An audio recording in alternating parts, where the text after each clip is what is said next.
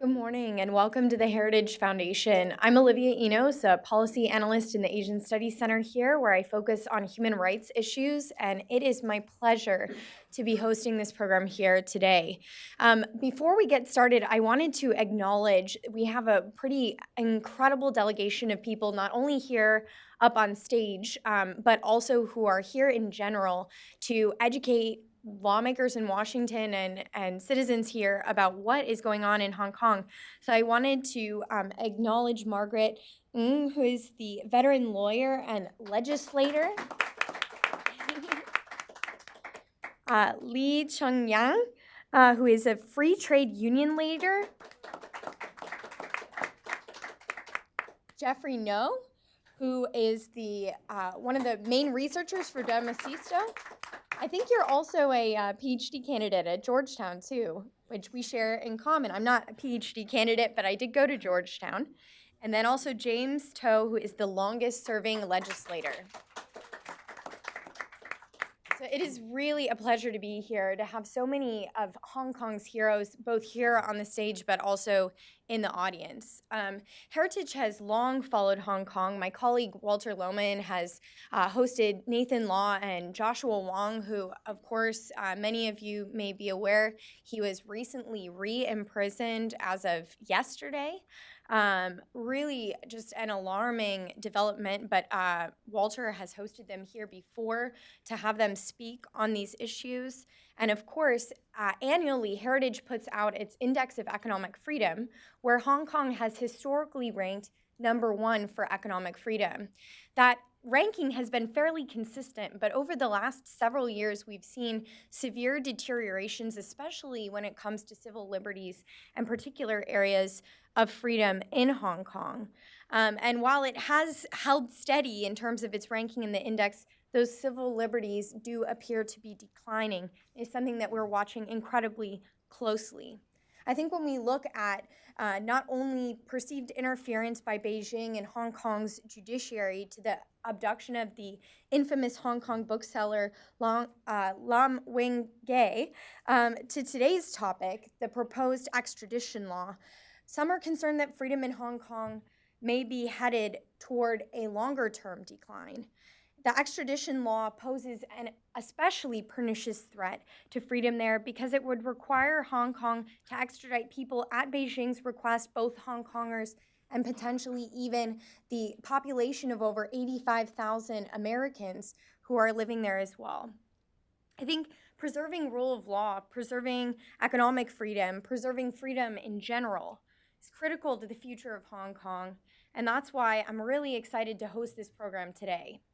But I want to really emphasize that this is an incredibly urgent development. The extradition law marks, I think, a potential turning point were this to be passed, and a turning point that definitely signals a severe deterioration in freedom overall. And it's not only urgent, it's something that has the possibility to be stopped. And I'm really excited for our speakers to address the ways in which that can become a reality. But I think this is also why it's so important for lawmakers in the US, members of the executive branch, Congress, but also lay people in civil society, journalists and otherwise, to take an active stand and to express concerns about this extradition law, be very, very clear about it. So I hope that throughout this program, we're able to answer some key questions, including to what extent Beijing is interfering in Hong Kong's autonomy, and what the US can do in order to preserve freedom over the long run in Hong Kong. So without further ado, I would like to introduce our speakers whose reputations, frankly speaking, do precede themselves, but I want to go ahead and give them introductions anyway. We have Martin Lee here, who is the founding chairman of the Democratic Party, Hong Kong's flagship pro-democracy party. He was elected member of the Legislative Council from 1985 to 2008. He served as chairman of the Hong Kong Bar Association from 1980 to 1983 and took part in the discussions over Hong Kong's 1997 handover from the United Kingdom to China, joining the Basic Law Drafting Committee in 1985. He continues to fight for democratic protections and is the territory's top barrister and senior counsel, taking on significant cases to protect the the rule of law, and the rights of political activists in Hong Kong. On your way in, you may have seen this op-ed that Martin just put out in the Washington Post yesterday, and I think he said something that was incredibly poignant. I really wanted to highlight very quickly here. There is no extradition law between Hong Kong and China. And there is no extradition law because there is no rule of law in China. I think that's an incredibly poignant point. Hopefully he'll be able to dwell on that a bit in his remarks. Second, I wanted to introduce Mak Yen-ting, who has been a journalist in both print and electronic media for over 30 years. She is the former chair of the Hong Kong Journalists Association and a co-author of the organization's important annual report of freedom of expression in Hong Kong since the 90s. Mak began her career at the Hong Kong Daily News in 1984 as a reporter, and she joined the Press Freedom Committee at the Hong Kong Journalists Association in 1995. She has testified and spoken globally about the need to preserve press freedom in Hong Kong and was honored in 2007 as a champion of freedom of speech by the Visual Artists Guild. And then last but not least, we have Nathan Law, Dempsey Stowe's founding chairman. He was the former Secretary General of Hong Kong Federation of Students. In 2016, he became Asia's youngest democratically elected lawmaker when, at 23, he won a seat in the Hong Kong Legislative Council before Beijing intervened and removed him from office. He was also one of Hong Kong's first 3 political prisoners since 1997, sentenced in 2018 with Joshua Wong and Alex Chow for the leadership roles they played in the peaceful pro-democracy protest umbrella movement in 2014. He recently graduated from Lingnan University in Hong Kong and will be pursuing a master's degree in Asian Studies at Yale University this fall.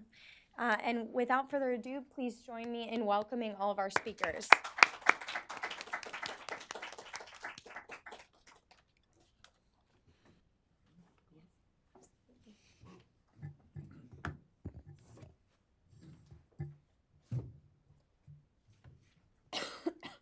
Let me say thank you first to Heritage Foundation, and whenever the name appears, you think of freedom. And I'm here for the same reason. I want to keep Hong Kong free. Without the rule of law, nobody in Hong Kong can feel safe. The effect of this amendment to our extradition law is that nobody in Hong Kong, including visitors for holidays, can feel free. And the effect is that Hong Kong cannot boast to be an international city. Because which city in the world can say, I'm an international city, when I cannot guarantee the safety of the people coming to Hong Kong?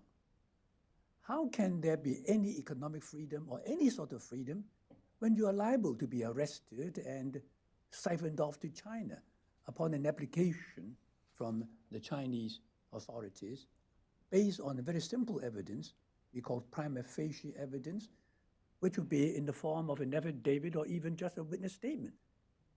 And the courts cannot stop any transfer of prisoner or fugitive because the standard is so low. If I were the judge, I would have to order transfer when I look at the witness statement saying that on a certain date, the person wanted committed a criminal offense like selling dangerous drugs or whatever. So once the law is passed, there is no protection of the freedom of anybody in Hong Kong, including your 850,000 US citizens living or working in Hong Kong, including preachers and teachers and business people. And that is why we are here. There is great urgency in this thing because the authorities want to push this thing through.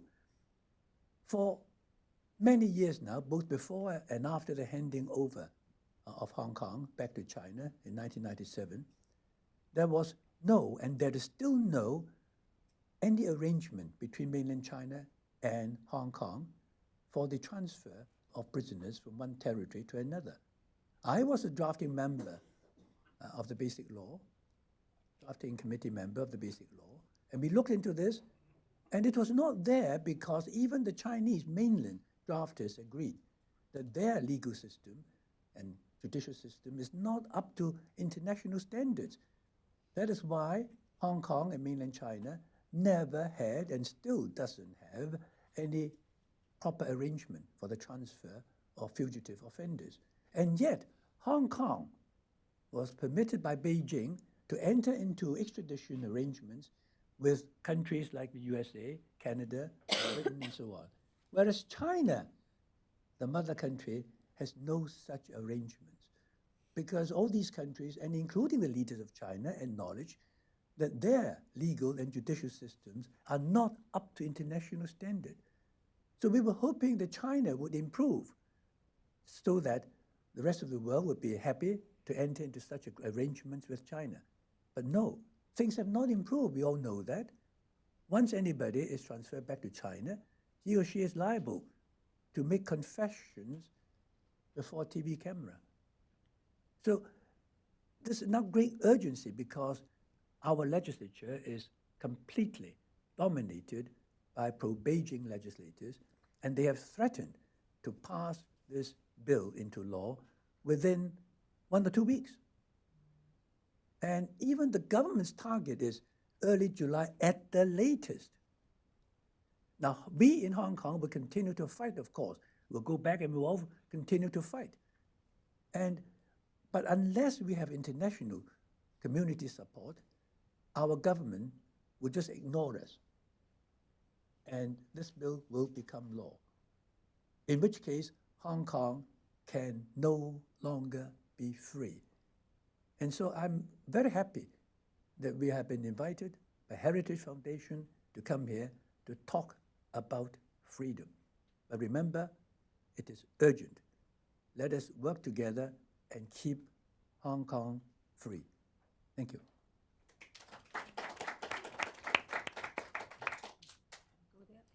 Either way, whatever is your preference. I will stay here then. Thank you, the Heritage Foundation and the Free Americans, the concern over Hong Kong. I think Hong Kong has been on the top of the economic index of the Heritage Fund for so many years. I think it's at least over 2 decades. And it owes the gratitude to the journalists there, because we provide the information we provide make Hong Kong an open and fair market, which a free economy relies on. And looking at the figures, you may have a deep understanding about it. According to the government, there are around 60 daily newspapers, over 600 periodicals, and 6 electronic medias there. And also, actually, there are around 3,000 local and international journalists working there. So, but as a veteran journalist, I know that the press freedom in Hong Kong have not as healthy as the figures suggest. We have a downward since the handover in terms of press freedom, and a dive since President Xi Jinping took power in year 2012. And we also witnessed self-censorship arise when the Beijing interference increased. And on top of this pressure, we now have the new amended extradition law, which, if become reality, it will hollowing out Hong Kong as the information hub of the Asia. Why I said so? Because according to the bill, the incitement of the offenses listed in the bill will become extraditable offenses. And as you all know, it is the nature of journalistic work to report things have impact. And this will easily make journalists fall of it. So, and that's why we can be afraid that with this law passed, Hong Kong will never be the safe harbor for journalists who covering sensitive news in China, as well as the editors. Middle management in Hong Kong will not be safe anymore because they will be easily targeted by Chinese and returned back to China for unfair trial. And this will, if these things happen, the quantity and quality of news on China will be dramatically decreased, or the valuable news worker and media editor will move to other countries that China cannot ask for return of them. So it will mean an exodus of talent out of Hong Kong, and definitely it will hollowing out Hong Kong as an information hub of the region. And not to forget that actually the 3,000 journalists, including international journalists, CNN, Bloomberg, Reuters, Washington Post, New York Times, all international media have regard Hong Kong as a region hub now. But will they do so afterwards? I doubt, because at least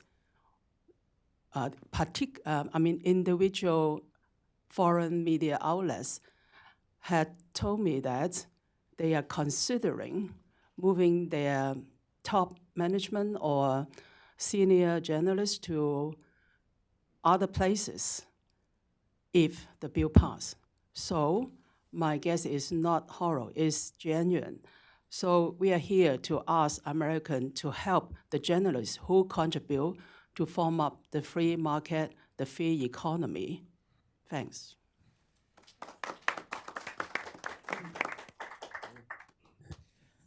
Hello, everyone. This is Nathan, and thanks for the invitation from the Heritage Foundation, and thanks for all the Indians who turn up and stay very alert and concerned about Hong Kong's situation, because it is very important. Some of you may have lived in Hong Kong in 80s, 90s, or even early 2000, and some of you may think that the situation you have described is slightly different from the ones that you have experienced.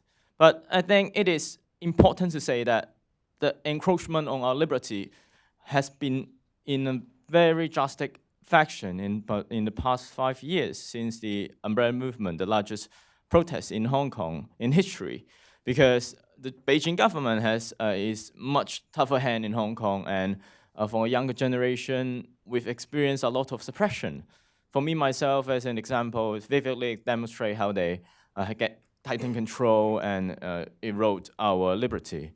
I myself, as described it, was elected in 2016, and then Beijing intervened, and then subsequently unseated, and then jailed with several other activists who played a leading role in Umbrella Movement. And actually, one of my fellow, Joshua Wong, is jailed just before this event kicked off.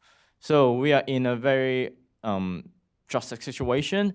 And I think this particular amendment that we're talking about plays an important role of the way Beijing erodes our liberty. And I think it is far more worse than the things that I've experienced. Its damage to the Hong Kong system is much more damaging compared to the other events in the past 5 years. So you could see the seriousness of this amendment.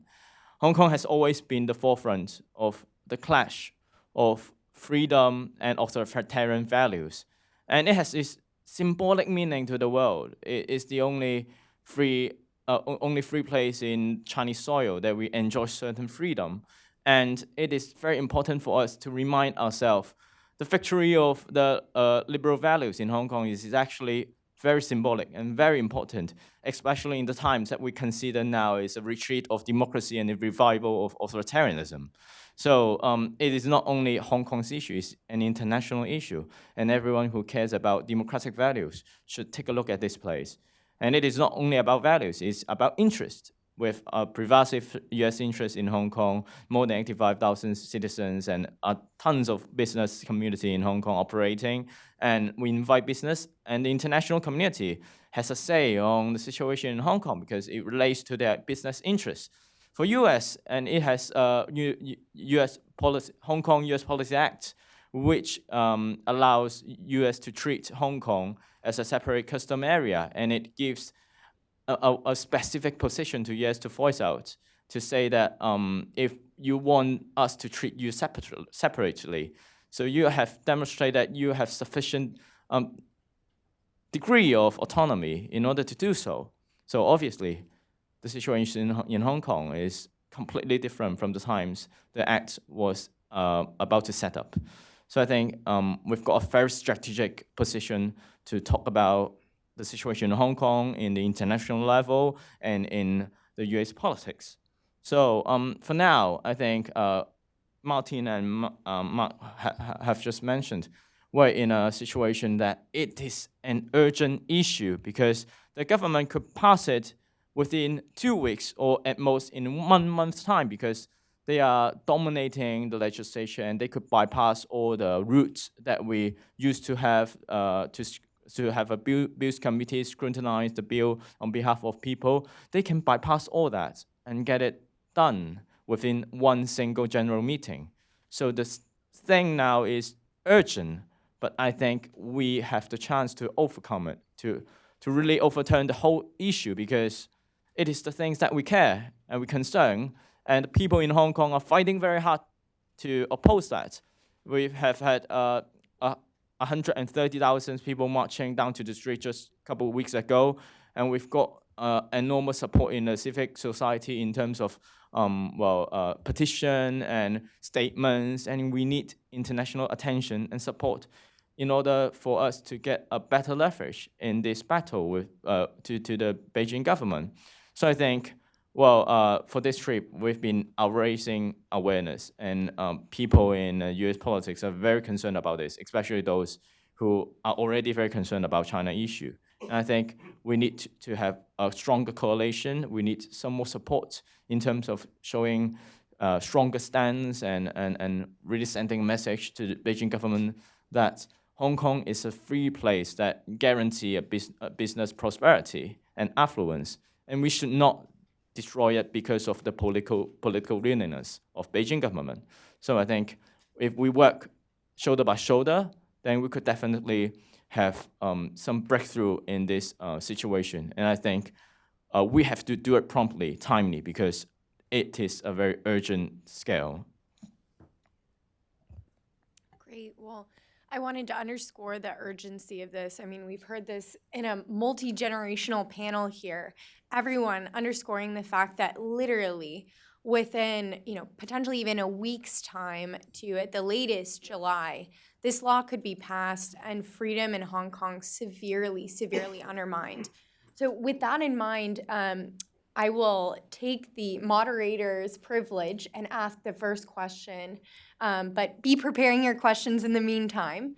My question to each of you, and I was hoping we could just go down the line, is what is the one thing that the US government or the international community can do right now that would be most supportive to freedom in Hong Kong? Is to make a public statement and to tell the Hong Kong government, withdraw the bill. Now, this can be done, and there was a good precedent that it was done. In the year 2003, the Hong Kong government threatened to pass a law which would have seriously eroded 3 of our fundamental freedoms: the freedom of religion, of assembly, and of the press. And we resisted it, and then there was a public statement from the U.S. White House to say that the U.S. government was opposed to that bill. And other governments then followed suit and came out with public statements to the same effect. And Hong Kong people took to the streets in large numbers on the 1st of July, 2003, more than 500,000. And that led to the bill being shelved and then withdrawn. So even today, there is no such legislation. So it can be done. Yes, Martin have well said that strong stance position paper will help from different countries. And as best, if it is a coalition, is a united voice out will be much better because it's aggregate power and everything is struggle between powers. So I think aggregate letters will be much better and even make personal call to Carrie Lam because time is running out. Countries may need time to make up a statement, but personal call is easy. Just pick up the phone and call Carrie Lam. Hey, I don't like this law.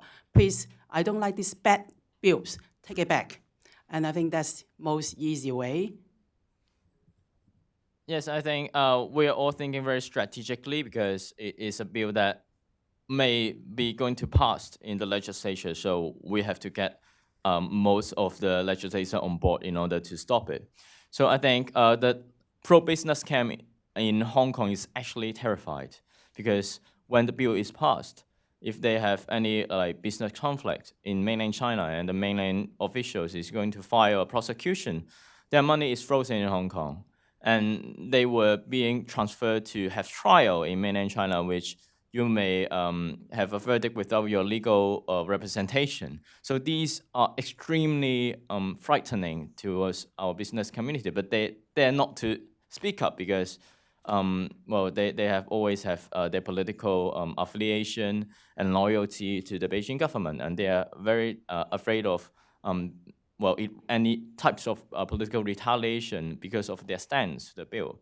So I think the international community should really give them some leverage, even though they have been being so hiding back and so on. But these are the people that we have to appeal them and swing their vote. So I think any types of statements, and not only from the government, from the international business community, from any organization that could really signal the devastating consequence of when the law was passed, then it helps. It helps them to restore their faith in terms of getting these statements to negotiate with the government, and then telling them that I'm not the one who backed down. It's the worries from the international community, and we are doing business, and that's what we look at. So I think it is very important for us. It's not only from the government. Any one of you who are in any kinds of organization, if you speak up, it helps. Excellent. Well, I want to open up the floor to the audience. Just a friendly reminder, please introduce yourself, wait for the microphones. There will be 2 different people, and please be sure to ask a question. Don't give a mini dissertation. So, yes.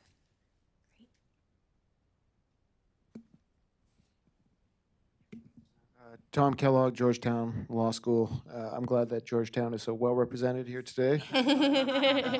Go Hoyas. Question for the panel, which is to say, are there specific provisions that you feel that the members of the LegCo are more willing to go back and forth on? Nathan, you talked about how obviously the strong representation of the business community in the LegCo means that they do have some concerns, even if they haven't necessarily been so forthright about them.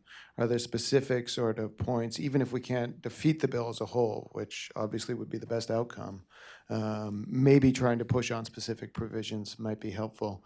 And if I can just sneak in a second quick question, Martin, you mentioned the Article 23, 2003 pushback. Do you have any concerns that after this bill goes through, that Article 23 legislation might be following behind? Thank you. Can I take the second question? I can tell you that if this thing goes through, the Hong Kong government will be much more encouraged to immediately bring Article 23 legislation again before this Legislative Council, and they will pass it. Yeah.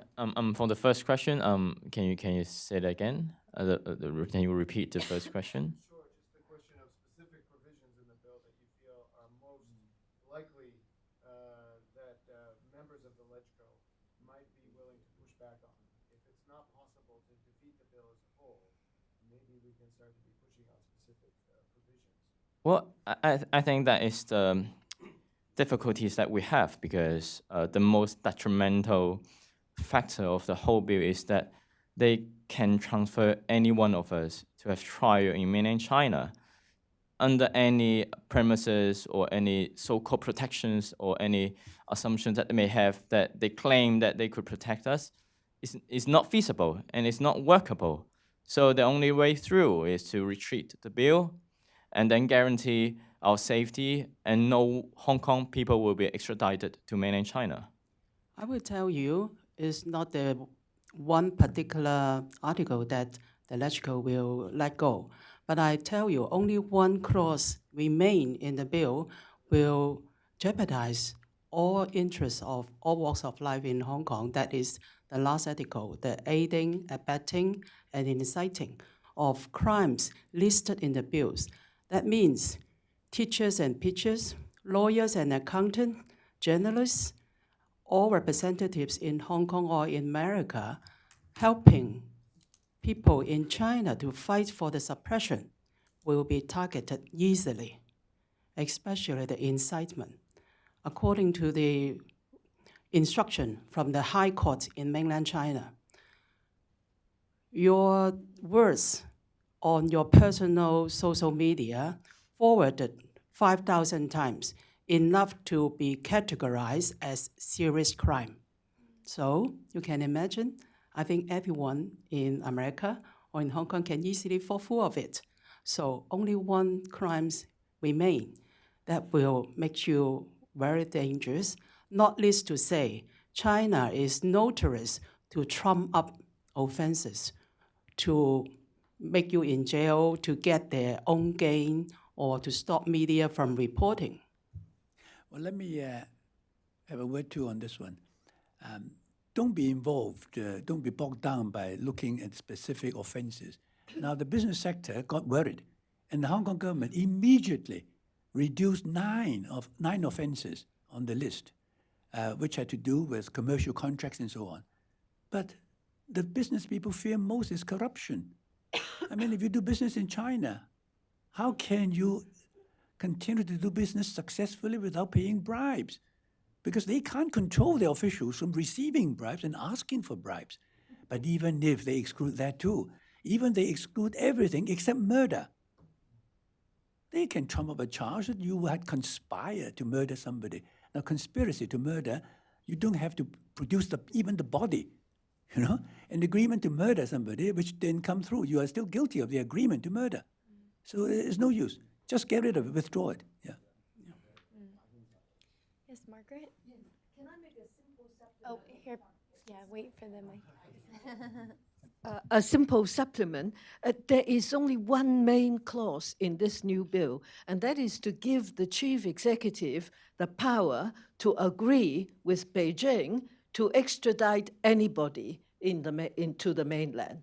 Now, if you don't remove this, which is the main clause of the bill, nothing helps. And once this passes, you have no protection whatsoever. And you can't put in any extra protection. For example, in the United Kingdom, if there is an extradition order against you, you can go to court and say, my human rights is not protected, I won't be able to get a fair trial, and so on. This is not available in Hong Kong. And even if you put it into the new bill, it won't help either, because you will be requesting the Hong Kong courts to make a decision whether the China mainland has fair trial or not. How can a Hong Kong court make that kind of decision? So there is no way of reducing the force of the bill. There's no way of adding in things which would render this bill less damaging, because the central clause, which is one which the government wants, is to give the chief executive that power to accept Beijing's request to surrender someone in Hong Kong to China. And that someone in Hong Kong is not a Hong Konger, but any person who is found in Hong Kong, whether you are an activist or simply a business person or someone who's passing through, and there is any number of ways to do this. So don't let's look at reducing the damage of the bill by adding or subtracting clauses. It is the main clause which is the utmost damage. And if it is passed, Hong Kong will not be free again. Nobody will feel safe in Hong Kong. Thank you. Thank you. Yes.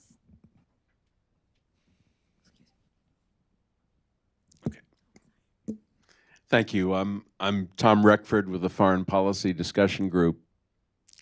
I wonder if the speakers could enlighten us a bit about the current power of the chief executive, and to inform us if Carrie Lam is totally in the pocket of Beijing at this point, or does she show occasional bits of freedom herself?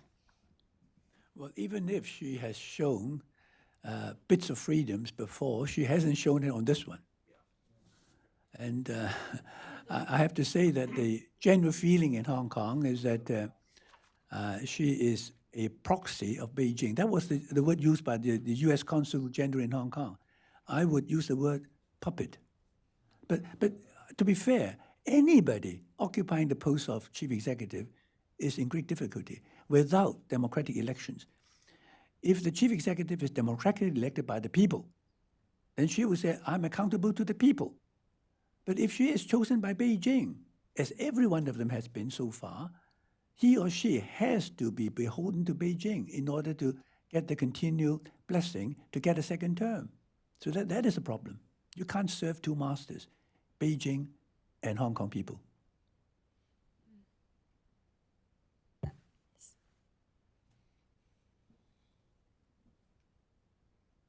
My first question is that whether Hong Kong is part of China, mainland China, or still is a British colony. Because if it's a part of mainland China, what is the problem with to have extradition or other issue? The other question I have, do you know any place in the world that journalists and press are free when they talk against the government, including this country? Well, Hong Kong is not part of the mainland China because mainland is mainland. Hong Kong is an island, and then Kowloon Peninsula and so on. Now, but Hong Kong is a special administrative region, and it is China's own basic policy regarding Hong Kong that a high degree of autonomy was promised to be given and was indeed given to Hong Kong on the transfer of sovereignty in 1997. That was China's own basic policy, all right? And it's spelled out in the Joint Declaration and is enshrined in our basic law, our mini constitution. The two territories are to be treated separately. We have freedoms, they have also freedoms, but not in fact, all right? In name, yes. Their constitution is beautiful, but lawyers can't even quote the Chinese constitution in court for their clients. You see? So that is the point. And we are promised that the freedoms and life, everything else, will be the same at least for 50 years. That's a promise. So the fact that Hong Kong is part of China is not the answer. It is China's own doing to state it in the international agreement between Britain and China that Hong Kong is to be treated differently. And that is why your country, your Congress passed the U.S. Hong Kong Policy Act, based, again, on one country, two systems. All right. Whether any journalist is really free, even within a democratic country. Now, of course, that is a freedom of the press. Everybody agrees to be absolutely important. But once you are in power, whether it's deliberate or not deliberate, you don't want your stupid things to be exposed by the press. So you try to control it. But in a democratic country, you will not succeed. You may succeed for a day or two or even for a few years, but I don't think you will succeed forever.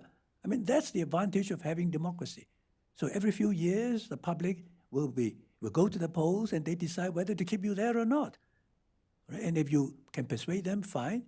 You have a few more years. If not, you come down. So, but in Hong Kong, we don't have democratic elections. That is the problem. And I always take the view that without genuine democracy, Hong Kong can never exercise a high degree of autonomy. And I just wanted to underscore this stark contrast. As you know, I quoted from Martin's op-ed, there's currently no extradition law because there's no rule of law in China. And to really highlight this stark contrast and to demonstrate that there's no rule of law in China, and we have between 800,000 to 1.1 million, potentially 3 million Uyghur Muslims being arbitrarily detained today. And they're not the only religious minority being persecuted. Christian churches are being burned, pastors are being thrown in prison, Tibetans continue to face restrictions on their freedom of movement. This is an entirely different universe almost in the PRC. And I think that's why it's, that's part of the reason why it is so important for us to have this discussion today, because Hong Kong has for so long been this bastion of freedom. And hopefully it's going to stay that way. So, yeah. Yes. Hi, Michael Martin from Congressional Research Service. I want to pick up on something that Margaret mentioned, but also something, Martin, you mentioned earlier. Currently, we're talking about it, if I understand, I'm not a lawyer, but we're talking about an amendment to the Fugitive Ordinance, or the Fugitive Offender Ordinance, which was written a number of years ago, 1997, when you were a member of LegCo, correctly. My understanding is the current ordinance, when there is a one-off case of requesting the extradition of an individual to a place for which there is no extradition treaty, the decision eventually can go before the Legislative Council for determination, not the Chief Executive. Okay. So first question is, why is the government changing it from going from LegCo to the Chief Executive? I've been watching the press. There hasn't been so much focus on changing the authority to whether to honor that request, going from LegCo, the Legislative Council, to the Chief Executive. That's the first question. Second, I know it was discussed in Hong Kong. The current Chief Executive said that the exclusion of China, which effectively for Hong Kong meant mainland China, Macau, and Taiwan, because Taiwan is considered part of the People's Republic of China for Hong Kong purposes, was not done intentionally because of problems with China. It was an oversight, or I'm not exactly sure how she explained it. Martin Lee, you were part of LegCo at the time. How would you characterize the language in the ordinance that says it does not apply to China? Was it because of, what was the reason that that language was introduced in the ordinance? The second question first. The answer is very simple, because nobody in the Hong Kong government, both before and after 1997, feels that it is safe for them to transfer Hong Kong's resident back to China for trial, because nobody has confidence in their legal and judicial systems. And in fact, it applies to the Chinese leaders themselves, because recent documents kept by the British government were released 30 years after they were made, and those documents show that even the Chinese leaders had been discussing this with the British government, and they themselves acknowledge that their judicial system is not up to standard yet, so better just leave it there. So they recognize it too. And why, the first question, why would they change instead of giving oversight to LegCo and take it back to the chief executive? Well, that's it easier for her, so she now decides.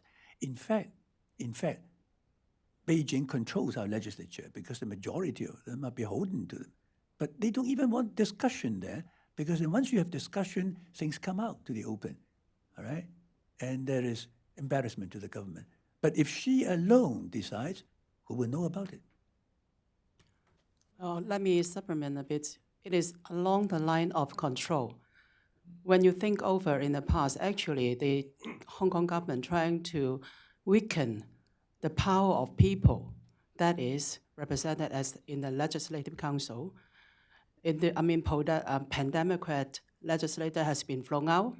Now they're trying to take out some power of the LegCo in this bill. So you can see that this is along the line to control, to take the power in the executive, so-called, which is the head, is the chief executive, Carrie Lam.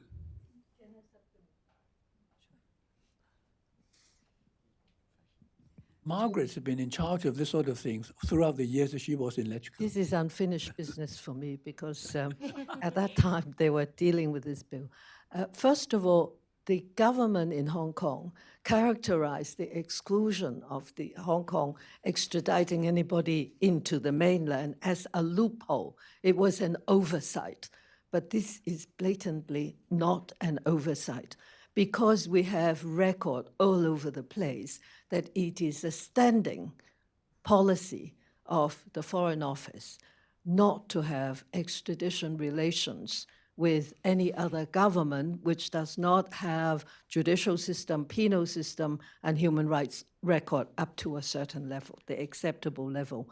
So before 1997, the question of extradition or surrendering people from Hong Kong to China came up a number of times, and it is on the record. And every time the answer is the same. So in 1996, when they introduced the bill, the Fugitive Offenders Ordinance that you referred to, it was clearly an agreement between China and Britain to retain that firewall. It's not a loophole, it's a firewall. That is why it is explicitly stated in the present law that the extradition arrangement does not apply to a place outside Hong Kong, does not apply to any other place in China. The effect is that Hong Kong cannot surrender anyone in Hong Kong to the mainland.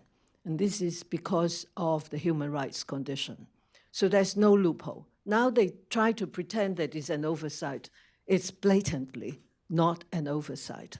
Now, the second question is that in the existing bill, whether you have a long-term agreement with another territory or whether you just have a one-off agreement with another territory, the process is still the same. The executive would come to an agreement with this other place, but this has to pass through LegCo. In other words, LegCo can stop it. LegCo doesn't have to stop it, but if LegCo thinks that it doesn't protect the right of the person you're requesting to be surrendered, doesn't think that that person is going to get a fair trial or getting a fair treatment in the other territory, then they can stop it.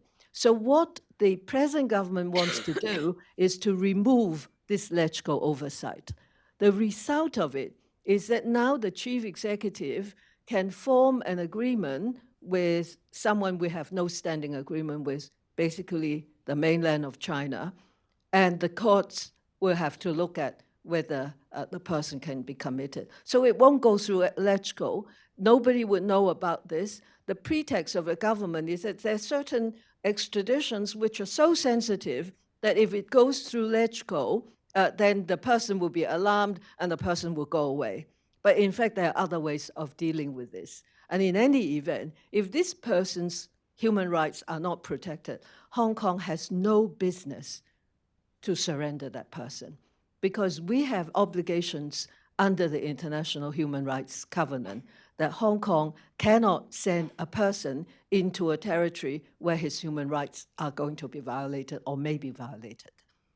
I hope that answers the question. Yendu.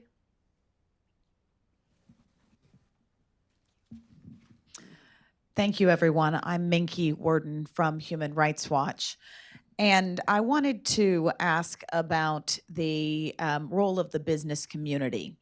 It seems that Hong Kong's brand, if you want to talk about branding, and its role as an international city is very important to the Hong Kong government. For example, I get the press release from the Hong Kong government whenever they're at the top of the Heritage Economic Freedom Index.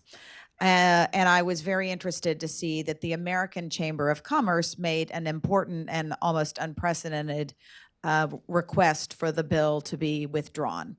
I wanted to ask the panel, what are the specific arguments for the business community to encourage the Carrie Lam government to simply withdraw the bill? Legislation is introduced all over the world and sometimes withdrawn. I think this is a clear example of something that both would be very pernicious for Hong Kong and for its reputation as an international city, but also something that has wide opposition. But could you speak to the role of the business community and what specific arguments they should hear to understand why they need to speak up beyond AmCham to the other chambers of commerce, to the American Chamber of Commerce? What can be done? Well, very simply, they've got every reason to worry about their own safety. when this thing becomes law. I know American corporations are better than other corporations in doing business in China. They are worried about giving bribes, but some still do, not directly, but through the agents, accountants, lawyers, and other people.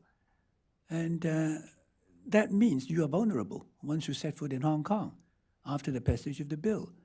And they know that. That's why the business people in Hong Kong are so worried. And the government immediately tried to appease them by taking out 9 offenses. Isn't it a stupid way of reacting from any government? You know, you want to pass a bill, and suddenly one sector of the community say, "Oh, but they will hurt me." Then we become offenders. All right, you take away those laws so that you won't be afraid again. But that is already a shocking way of dealing with. Why do you give preference to the business people? You know, why not ordinary people? What about their freedoms? So, but as I said, it doesn't help them. They can pick any other offense which is not within those 9. And so I think the business people ought to realize that that is a time when people should stick together and not just say, look after my personal interest, you know, and then ignore the other people. I always like to remind people of what Martin Niemöller said after the Second World War. When the Nazis came, they first came for the communists. I didn't speak up for them because I wasn't a communist. Then came, I suppose, in the Hong Kong context, then the communist PLA came for the bookstore people, and I didn't speak up for them because I was not in the publishing business, and so on and so on. And finally, they come to the businessman, and at which time, according to Martin Niemöller, there's nobody else who could speak up for me. So, you know, we should stick together. Well, free flow of information is one of the 4 pillars of success of Hong Kong. It is the saying of the then Financial Secretary Donald Tsang, who became the chief executive afterwards. So free flow of information is important to free economy, that all know. And if this bill passed, that no longer free market in Hong Kong, and you know very well that with all the suppression, or with the the risk that you are being abducted, kidnapped, or suppressed, will chilling out all important news report that help the businessman to make a clever decision. And with occasion has been taken place in mainland China. Investigative journalist jail, and several years ago, for example, Wang of the Caijing magazine, which is very famous in China, got jailed, and then blogger was stopped. And no investigative story about the listed companies go into the public sphere. And more things happen in the stock market and even in the healthy industry. All malpractices comes out. And also financial analysts have been jailed for the exposing malpractices in certain company, which is supported by district government. And this all kill independent financial research, and this will make it almost impossible to make a good business or healthy business in China. Well, I think the retrospective nature of the specific law is frightening a lot of businessmen. As one of the pro-business party, Liberal Party, is head of Felix Zhong just said, well, paying bribes in mainland China is inevitable. So basically, this is from the top leader of our pro-business party in Hong Kong. So you could see, if you pay the bribes 20 years ago and this law is passed, then you're susceptible to the charges. And you're also susceptible to any kinds of blackmail because you don't know the mechanism in mainland China, and these officials may use this law as weapon to control you or force you to do anything they want, or just simply asking for money. So this is the terrifying factor that they're worrying. And also, if this law is passed, then we can expect that it is very difficult for any one of us to get money out of Hong Kong. And this is happening in mainland China because they have a set of political needs that needs you to keep your money in Hong Kong. But if this law is passed, then actually if you are being prosecuted, they could just automatically ask the bank to froze your account, and you're being brought back to mainland China and being prosecuted in a very unfair situation. And I think that is one thing that one more options that they have to keep their money in mainland China and keep their tighter control to businessmen. And the second thing is it creates a lot of uncertainty because you don't know what they will do with this specific law, and you don't know, you don't have any kinds of scrutiny or checks of balances in this specific law. We used to have the legislator to oversight any one-off case or have extradition with those we don't have bilateral agreement. But for now, the gatekeeper is the chief executive, and it is impossible for you to imagine that the chief executive will overturn any request or demand from Xi Jinping. So I think the uncertainty is huge, and we don't know how they will use this weapon. It's like placing a nuclear bomb in Hong Kong, and you don't know where the bottom is. You don't know who is carrying the password. So I think it is detrimental to the business community, to those who are foreseeing 20 years, 30 years of prosperity, because when they have to set up a headquarter in a particular city, they're thinking about 20 years, 30 years, and they're not thinking about 5 years or 3 years. So that creates a lot of worries to those people. I have to say that I can understand individual businessmen not wishing to stick his or her neck out. Right? Otherwise, all the other companies will benefit at their expense. But their chambers of commerce ought to say something on behalf of them. And the American Chamber in Hong Kong has actually spoken out. And there's no reason why others should not join in, because when they stand together, and they don't need to worry at all. After all, they have the duty to speak up for their members, who are now extremely worried. We've talked about the effects of the extradition law passing for the business community. We also heard about how it might affect the journalist community. But Martin, when you kicked off your speech, you said that there would also be implications for preachers and teachers. And I was curious about what you think the potential implications of the passage of an extradition law would be for persons of faith in Hong Kong. And I'm not suggesting they would actually extradite a particular teacher back to China for trial now. But the threat of it, the fact that they have got this power will already make a lot of people tread carefully.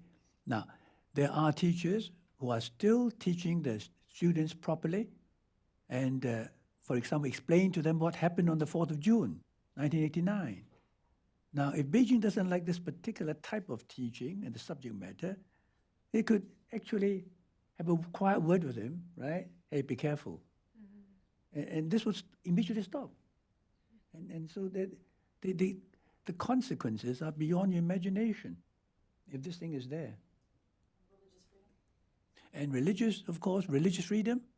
I think China is famous for that, for respecting religious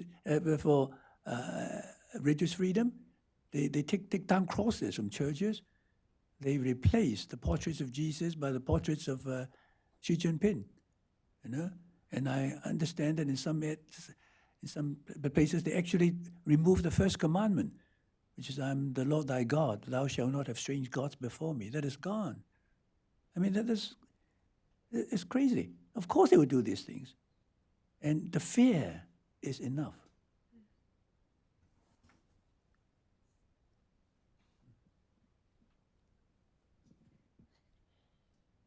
Hello, I'm Dennis Halpin, former State Department, former House Foreign Affairs Committee. I had two questions, one on Hong Kong fatigue. I mean, on the Foreign Affairs Committee in 2003, when Article 23 came along, there was intense interest. Both Chairman Hyde and Ranking Member Lantis led separate congressional delegations to Hong Kong. They sent staff. I know Rick Larson was there this year, but I don't see the same interest. And then even the umbrella movement a few years ago had much more press coverage. So is the attitude in the rest of the world, "May Banfa," we just can't do anymore? I mean, am I wrong? Are you getting support on this issue? The second question is about Taiwan. Xi Jinping has said he won't wait 100 years for Taiwan like Mao, and he said one country, two systems is the model. I was wondering, since Taiwan is the #1 security concern in Beijing, does anyone in Beijing think if we trample over over Hong Kong, if we show that one country, two systems is a total failure, do they realize they're driving the people of Taiwan further away, making any sort of political reconciliation almost impossible, and raising the risk, increasing the risks of a military conflict in the Western Pacific? So one is about Hong Kong fatigue, two about Taiwan. Yeah. And of course, Congress is concerned. We've seen both senators and congressmen and women, and they are concerned, no doubt about it. And we have suggested perhaps they should get a delegation to Hong Kong, and Hong Kong has always been bipartisan in the USA. So I suggest one member of Congress on the Republican Party and one from the Democratic, that's good enough. And or to send the staff, if they really can't do it. So that is being looked into. Of course, Taiwan is a very important element in the one country, two systems policy. China's policy towards Taiwan is almost the same as in Hong Kong, one country, two systems. But for Taiwan, they actually said, you can keep your army and navy and air force. And I used to say, it's like a man going to bed with a woman, each carrying a gun. But clearly, Taiwan is not interested in one country, two systems. I remember Chen Shui-bian when he was first elected as president. I still remember he walked over to a desk full of mics in front of him. He sat down, he said, one country systems is not for me. First thing he said, right? And of course, if that is the way they handle Hong Kong, the Taiwan people would not be interested at all. And so war is the only way to resolve the Taiwan problem, okay? And on this one, although the pretext is that there is a Hong Kong guy who killed his girlfriend in Taiwan, murdered her, and originally Taiwan requested to have this guy transferred to Taiwan for trial for murder. The Hong Kong government just ignored them. And suddenly they said, oh, because of this guy, we want to change the law immediately and then surrender this guy to Taiwan. And the Taiwan government actually said a couple of days ago, officially, that even if you pass this bill, they won't apply for the transfer because this law is based on the premise that Taiwan is part of the People's Republic of China. So the Taiwan government said, we have none of that. So what's the point of rushing because of this particular murder case when the Taiwan government already said we are not going to apply for the transfer anyway? I think your observation is accurate. We haven't been seeing a similar level of attention, and that is the reason why we're here, because we're here to raise awareness. There's a reason why we've been meeting a lot of NGOs and congressmen and having public forum, is because we understand that it is being overlooked.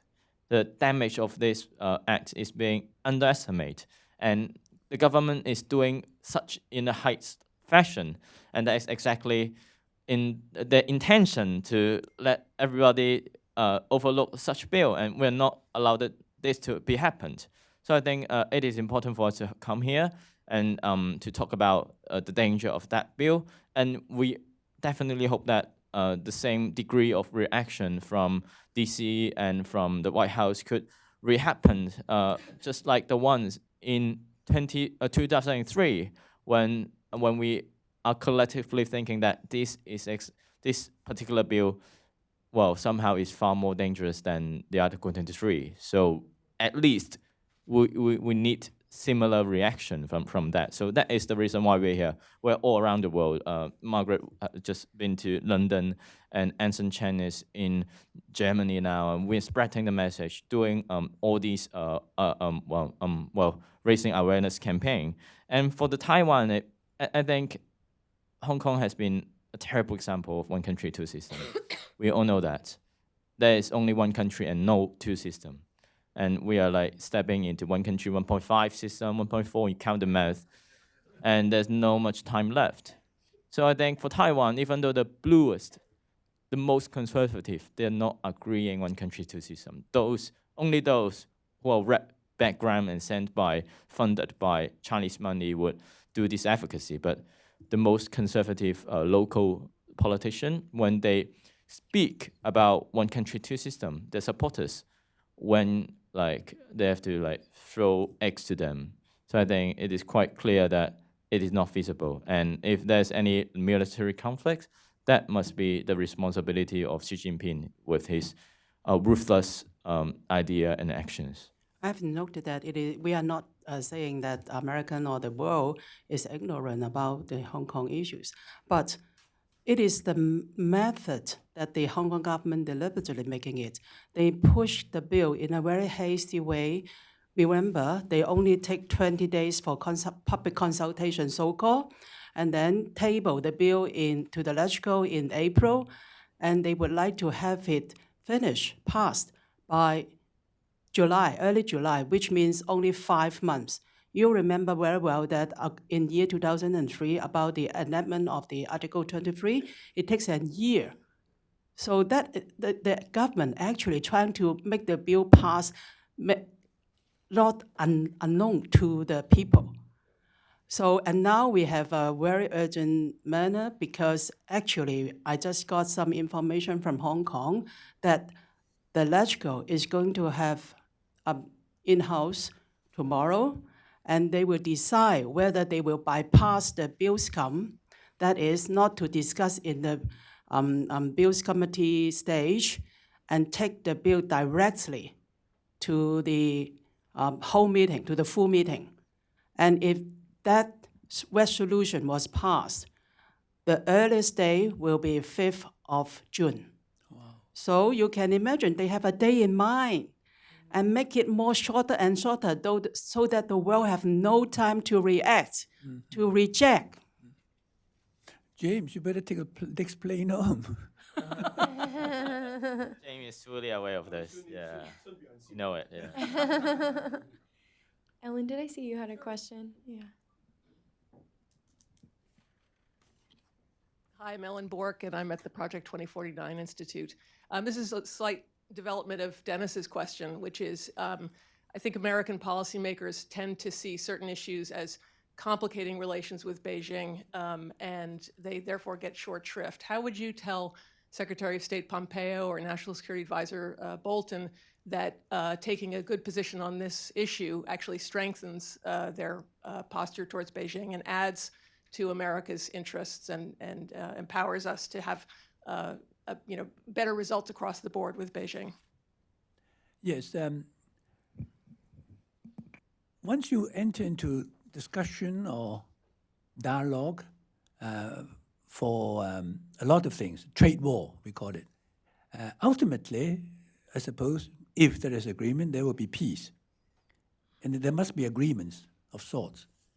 But how do you trust the Chinese government for keeping contracts or agreements if you allow the Chinese government to treat Hong Kong like this, ignoring all the promises? And so Hong Kong is the key to U.S. policy on China. Hong Kong is the key. And Harry Lam was complaining that various people, including Anson Chen and us, were going abroad to tell the truth about what's happening in Hong Kong. And she said, why do you complicate issues?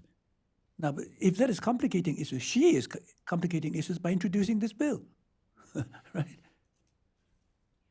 Well, I think, as we have mentioned, U.S. have pervasive interest in Hong Kong, and I think it echoes to what Martin has just said. It is key to China, and it is also key to a lot of different like NGOs and assistance, and it's kind of like a bacon of different kinds of value that we share with U.S. the rule of law, freedom, human rights, and we can set an example in the Chinese soil. So that has been the role of Hong Kong, and if we have the ability, a room, a center to know China, to study China, or even transform China, then I think it does more good than harm to the global community. So I think it is the strategic position of Hong Kong, and we have to put more emphasis and don't overlook it. And also, I think one more important thing is, well, for now, we don't have any information that this direction is come from the very top of the Communist Party. So even though Carrie Lam retreat the bill, that will be the loss of face for herself, but not the whole Chinese Communist Party. So I think in terms of talking about face, what Chinese matters, the degree of that is not as serious as the trade negotiation and country level policy. I think we have time for maybe one or two more questions. Yes.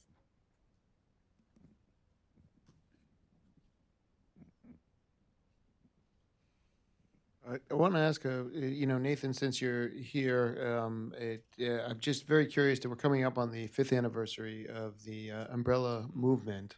And so my question is, what do you think is the future of the democratic movement in Hong Kong? Of course, your colleagues have also deeply invested in this question, but as somebody who was part of that youth movement that made such a firm push in 2014, I wonder what your view on this is.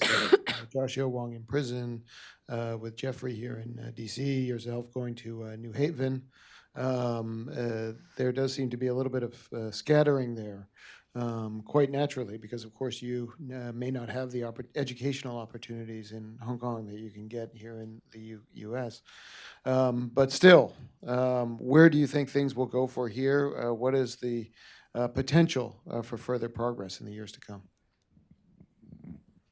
That is a good question, because I think, well, for me, I'm not optimist. Well, basically, I don't think we could get much progress in a very short-term future, and I think a lot of Hong Kong people share this sentiment.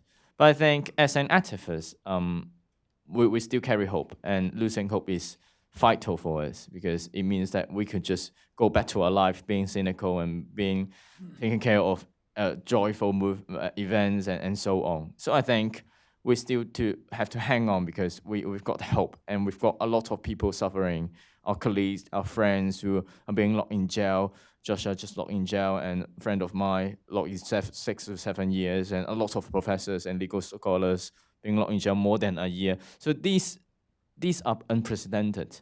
These are terrible, miserable, but I think it also granted us a certain responsibility to carry on behalf of them. So I think sometimes we witness Hong Kong stepping into the era of political prisoner. We feel sad, we feel bad for these people, but it is actually another stream of energy that are injected in our democratic movement, because those who are not in jail, who are not suffering, we're getting more responsibility. We're getting more momentum for us to work on behalf of them, to do their work. So I think I'm not completely pessimistic to the future, and I think it's a role that every single other democratic regime has been through. It's been through struggles, been through sacrifice, and I think, well, for our younger generation, we were definitely going ahead of that. And I think for me, I spent 6 years of my undergraduate. I've been elected as a legislator, be unseated, be a political prisoner, just within my undergraduate degree. So you can see that, you can count it how little time I could spend in the classroom. I think it's just a good opportunity for me to contemplate and to really crystallize the experience and ready to fight again. Well, I'll try to answer that question too. You say, what is the future of democratic movement in Hong Kong? I'm almost 81 years of age now, and my answer is very simple. The future of democratic movement in Hong Kong is Nathan Law. And did I see you have a question? Hi, Brenda Hafera with the Fund for American Studies. A similar question that this gentleman posed. Do you have a sense of the 20-something, the 30-somethings, what their political opinions are? Are they as concerned about this bill and concerned about the direction of Hong Kong, both legislators and people in power and also just everyday citizens? I think generally they are very aware of what's happening in Hong Kong, and for us, we've got a special identity attached to Hong Kong, other than the previous generation who may be like kind of like economic refugees from China, and they have that refugee mentality that they care about their livelihood and so on, but not really attached to this hometown. So I think we've got a lot of personal connection and sentiments connected to the city, and we are all aware of what's happening. But I think for now, the cynical environment is just overwhelming. And even though we know we have to act, even though we know the situation is bad, but sometimes the kind of helplessness that generated throughout the unsuccessful social movement on the past few years indeed upset our younger generation. So how to rejuvenate, how to energize these people are the mission of us. We're all aware of the situation. And and the demonstration just shown the spirit of people, but still we need more participation from our younger generation. And I think how we could beat that cynicism is the key. Well, I'm in the 50s, and quite a number of friends who keep silent on social issues has come to me and talk about the extradition law. And look at this. We got 130,000 people took to the streets within 2 weeks' time to organize the march. And it was taking place in April 28th, which is almost 2 months after the government talking about the bill.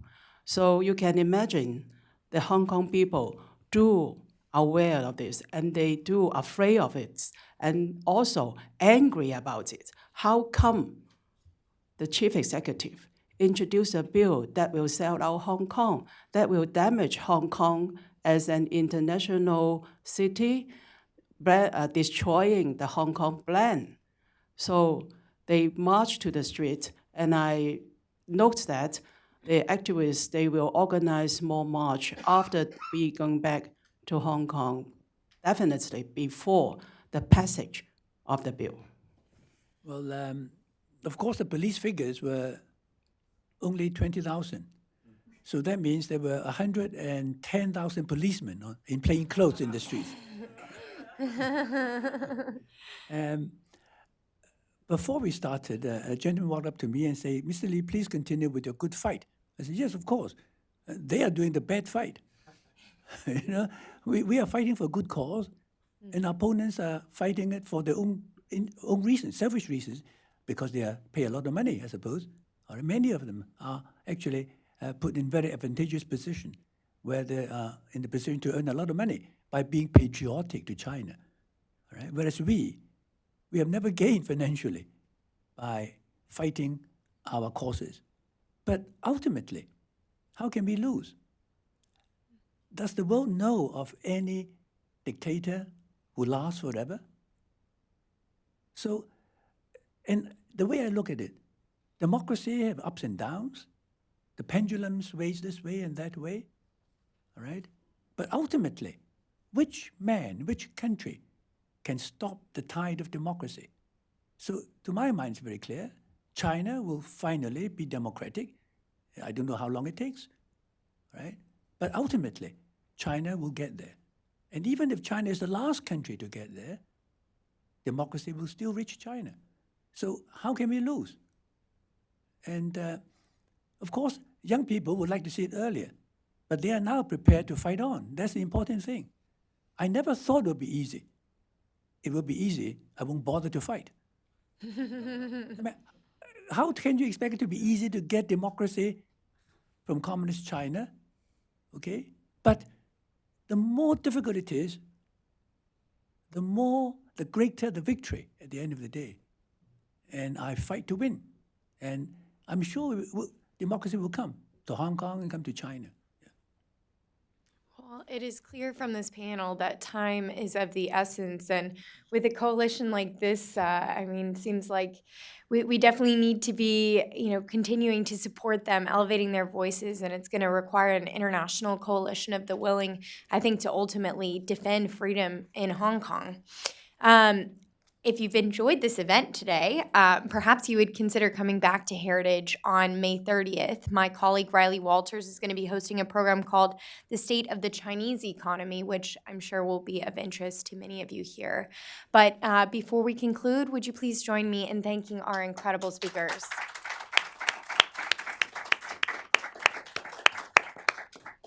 And also, if you missed Martin's op-ed, please grab it on your way out.